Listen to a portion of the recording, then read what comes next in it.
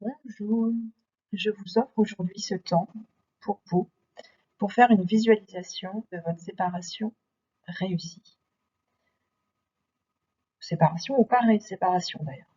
Mais en tout cas, mon objectif, c'est de vous aider à vous permettre de rester coparents et de vous épanouir harmonieusement. L'harmonie est importante pour moi. Vous-même, chacun pour soi, avec l'autre, pour vos enfants, au-delà de la séparation internationale. Pour ça, comment faire? Plusieurs étapes. La première chose, je vais vous demander d'imaginer ce qui est pour vous votre soleil, ce qui est pour vous votre Everest. Qu'est-ce que vraiment vous voudriez faire? Qu'est-ce qui est important plus que tout pour vous? Pour vous aider peut-être à identifier ça, ce que je vous invite de nouveau à faire, c'est de vous projeter le jour de votre mort, que je vous souhaite le plus lointain possible, et de vous dire: Ah, je suis tellement heureuse, sinon vous regardez ça de haut, parce que j'entends telle personne dire telle chose sur moi. Ça peut être par exemple vos enfants qui disent: Merci papa, merci maman, parce que tu nous as transmis tac, tac, tac, et je vous laisse compléter. Ça peut être votre chef ou vos employés qui disent: on est tellement heureux d'avoir pu vivre avec blablabla parce que. Et ça, c'est ce qui compte vraiment pour vous. Je vous laisse identifier ces points-là. Et puis aussi rajouter pour vous, si vous dites: je sais que je vais mourir dans 1 heure, 1 an, 10 ans, peu importe, et je suis heureuse ou heureux parce que j'ai réussi à tac, tac, tac, et vous complétez. Et vous mettez pour vous vraiment ces mots-là. Qu'est-ce qui est important, vraiment important pour vous au bout du compte? Je vous invite pour ça à prendre d'abord 3 respirations. Et une profonde inspiration, et puis à faire sortir tout cet air avant de faire ce petit exercice pour vraiment prendre un temps dédié pour que vous offriez ça. Ensuite, c'est bien beau tout ça, mais il va y avoir des difficultés. Il y a des challenges, il y a des difficultés qui peuvent arriver sur votre route. Et il faut les identifier pour pouvoir ensuite trouver des solutions. Et là, je voudrais que vous identifiez 3 types de difficultés qui peuvent arriver sur votre chemin. L'un venant du monde extérieur, la pandémie. Alors, typiquement, imprévisible, donc c'est un peu compliqué, mais voilà, quelque chose qui est complètement extérieur. Un autre point qui est extérieur, mais qui vient quand même de l'autre, donc une personne, typiquement votre ex, typiquement votre chef, votre employé, vos enfants, peu importe, parce qu'il peut y avoir une difficulté venant d'une autre personne qui a un impact sur vous et votre réalisation personnelle, et puis ce qui peut venir de vous. Moi, j'y arrive pas parce que moi, j'ai pas la compétence pour, par exemple. De nouveau, prenez le temps pour vraiment identifier ces choses. Et allez-y le plus largement possible, d'accord? Sans censure, vous y allez très largement et vous notez tout. L'étape d'après, c'est de dépasser ces challenges. Donc de voir comment vous pouvez dépasser, comment vous pouvez vous en protéger de ces challenges. Donc ça peut être par exemple pour vous, quelles chaussures vous pouvez mettre pour vous empêcher d'avoir mal aux pieds sur votre chemin. Vous achetez des chaussures, vous achetez des bâtons de marche. Il risque d'y avoir de la pluie, mais quel parapluie je peux acheter pour me protéger des événements extérieurs? Où est-ce que je peux m'abriter vraiment? Quel endroit safe place je pourrais avoir qui soit là? Et de nouveau identifier toutes les ressources que vous pourriez avoir qui vous permettent de vous accompagner, de vous protéger sur votre route.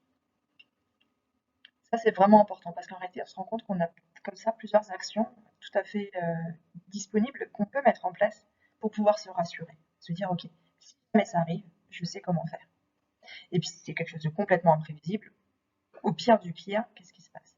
Et d'aller dans le au pire, pardon pour la phase d'avant. En fait, pourquoi c'est impossible? Pourquoi? Allez-y au moins 5 fois. 5 fois. Pourquoi c'est pas possible? Et pourquoi c'est pas possible? Et pourquoi? Et pourquoi? Et qu'est-ce qui se passe? Et si, et si, et si, et si. Et en fait, finalement, généralement, c'est pas si atroce que ça. Même le et si du bout, on arrive à vivre avec. Ou en tout cas, on peut prévoir des stratégies qui vont nous permettre de rendre ça vivable. Et après, bien sûr, il faut décider des premières étapes qui peuvent vous permettre de vous mettre en route. Vous n'allez pas tout de suite aller en haut de l'Everest, vous n'arrivez pas tout de suite à atteindre votre soleil. Ce qui compte, c'est que vous sachiez, je peux me mettre sur la route. Parce que je sais que c'est cette route-là qui va me permettre d'aller vers mon Everest. Et surtout, il faut que vous gardiez toujours en tête cet Everest-là. En période de séparation ou de conflit, on est aveuglé par la colère, par la tristesse, par l'incapacité à se projeter parce que c'est son monde entier qui s'effondre. C'est normal, c'est normal. Donc pas de culpabilité, c'est pas la peine, c'est normal que vous viviez ça. Mais faites vraiment cet exercice et demandez-vous, pareil, 10 fois peut-être, que faudrait-il pour que j'arrive à avoir une vie pleine de, et vous dites ce que vous avez dit au début, que faudrait-il pour me permettre de transmettre à mes enfants les valeurs de qui me sont si importantes. Que faudrait-il pour qu'avec j'arrive à être un bon parent. Que faudrait-il pour, et vous allez comme ça vous listez au moins que faudrait-il, que vous pouvez vous répéter tous les jours. Votre cerveau va se câbler pour ça. Même vous n'avez pas besoin de répondre activement à ces questions, votre cerveau va réfléchir de lui-même aux réponses à ces questions. Et ce que vous pouvez déjà faire, c'est quelles sont les premières étapes qui me permettent d'aller vers cet Everest très concrètement. Et de m'engager, de me dire, je suis sur cette route. Tout en sachant que sur cette route, il y aura des détours, il y aura parfois des difficultés, il y aura besoin de faire des pauses, il y aura besoin de, peut-être un peu comme un labyrinthe, de se rendre compte, ben non, là c'est un cul-de-sac, on revient en arrière et on essaye autre chose. C'est ok. D'accord? Ce qui compte, c'est d'avancer en se disant, je vais vers mon Everest. Je m'engage, moi, pour ma part, à faire ce qu'il faut pour y arriver. Et ça va déjà fonctionner, vraiment. Ce qui compte, le plus important, c'est que vous vous mettiez en route. Là, j'ai mis continuer à avancer toujours. Oui et non, vous avez le droit de faire des pauses. Vous avez même besoin de faire des pauses par moment. Donc, offrez-vous des pauses, mais continuez à viser votre Everest. C'est plutôt ça qui est correct. Continuez à avancer vers votre Everest. Continuez à viser votre Everest. Ça peut être faire des pauses par moment, mais allez vers cet Everest. Merci d'avance pour le temps que vous prendrez pour vous pour répondre à ces questions. Parce que rien que pour vous d'avoir cette clarté, ça va vous permettre, vous, d'être plus serein ou plus sereine et de déjà apaiser un peu la relation à l'autre. Parce que vous vous rendrez compte que vous avez vous-même un pouvoir personnel qui est très important et que vous ne subissez pas uniquement la situation, vous avez un vrai pouvoir d'action dans cette situation, ne serait-ce que sur vous-même. C'est déjà énorme, vraiment. Donc, merci beaucoup de prendre ce temps. Merci de vous offrir ça. Moi, je crois que chaque action qui va dans ce sens, qui va dans le sens d'un amour universel, d'un amour de soi, d'une co-création en rapport avec l'autre, est quelque chose qui bénéficie à toute la Terre entière. Donc, vraiment, merci pour ça.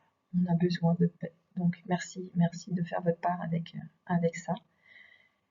Et puis, à votre disposition si vous le souhaitez, mais c'est même pas tant le but. Le but, c'est vraiment que vous preniez déjà ce temps-là pour vous, que je vous offre. Merci beaucoup et belle journée.